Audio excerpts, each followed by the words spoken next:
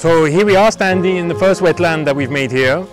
Where I'm standing now just used to be an empty channel full of semi-treated water from an STP in Vasant Kunj, and it just used to flow into the lake.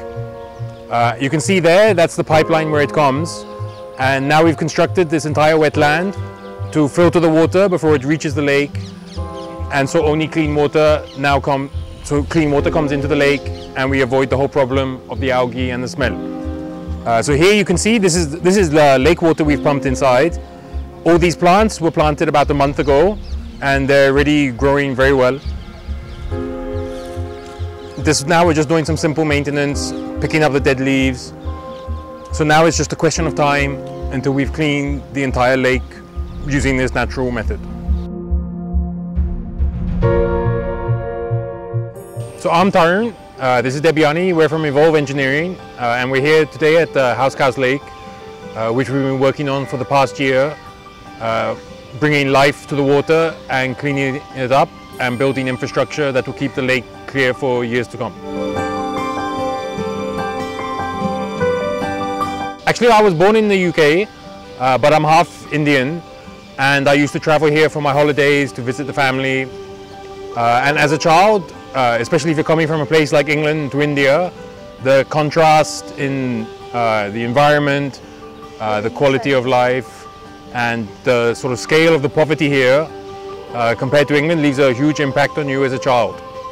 And so I was working as an engineer in England, and so I had the skills to sort of tackle these problems.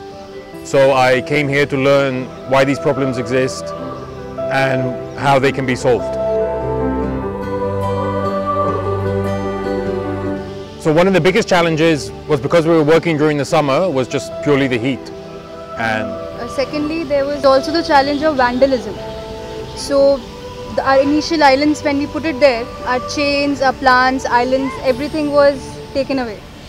So we had to make them again. So that was, initially that was a challenge. Second challenge was explaining the people what exactly we are doing. Because they are not ready to understand, they are not ready to accept that this can actually work, this can actually be a method, an alternative to STPs. So, and economic problems, because we didn't have any funding when we started working. So we had to self-fund ourselves, we had to raise crowdfunding money, we had to take money from, people donated money to us, you know, to take the islands, adopt them. So for 1 year we had to make money like that to sustain our project. So I mean, initially we had some of these citizen groups where volunteers would come. Some people have also adopted islands, and they came and made it themselves, paid for the materials, paid for the island, came down, made it, launched it into the lake. Also just the kids who are around the park, from the slums, they've come, they've helped us clean, they've helped us break bricks. Breaking bricks is pretty fun if you enjoy that type of thing. You're just using a hammer to smash them. To take out your frustration, we used to publicize it like that. If you want to take out your frustration in office, just come and break bricks here. So that's how we got a lot of volunteers. But to clean up this whole channel, we had taken up volunteers. So volunteers had cleaned up this entire channel before we started the construction work in it. So I think the whole credit goes to them for cleaning up this channel. Now we want people to come on board and adopt more islands, be a part of the project. I think by the end of it we'll have the largest floating island array in India, and basically when anybody adopts an island, they get to put their name tag on it. We've had schools come down, bring 600 children.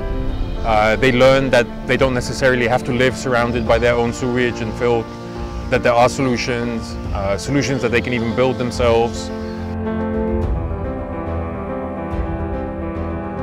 Next, I think we aspire to clean up all the lakes in Delhi and eventually India. I mean, technology is definitely not the problem.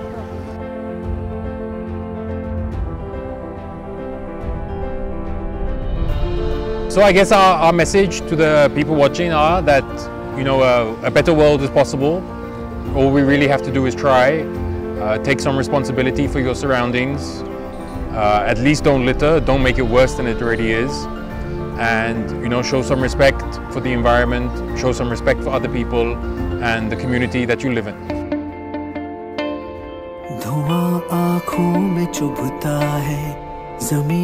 So it's quite an honor to be pronounced Hawa Badlo warriors. It's certainly a struggle and a fight to do this kind of project. On a daily basis, you have to fight, you have to struggle, you have to work very hard to achieve something like this in the public space in India. It's a huge challenge, and it's something that's been going on for, this project alone is just 2 years. We would suggest everybody should become a Hawa Badlo warrior. Hawa Badlo, Hawa Badlo, Hawa Badlo.